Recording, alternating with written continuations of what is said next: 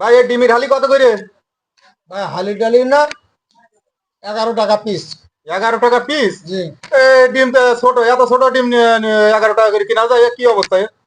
ও এর দোকানে দেখলাম তো এত বড় বড় ডিম। ওকে কি মুরগি আর আপনার কি মুরগির ডিম? ভাই, এটা ব্রয়লার মুরগির ডিম।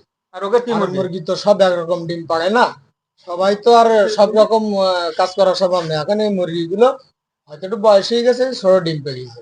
ওরে বাবু, তো ডিমের দাম বড় বড় ডিম। ওকে কি মুরগি তুই পারছেন ডিমের আপনার দাম ছোট? একই ভাই, এখন আপনি নিলেন না নিলেন দেখেন এই কারণ কি সব একটু ডিম এসব। শোনেন ভাই, বলেন। এই মুরগি ডিম যদি এরকম বড় করতো হ্যাঁ। তাই তো সিজার করে ডিম বের করতে হতো। সিজার করবে মানে?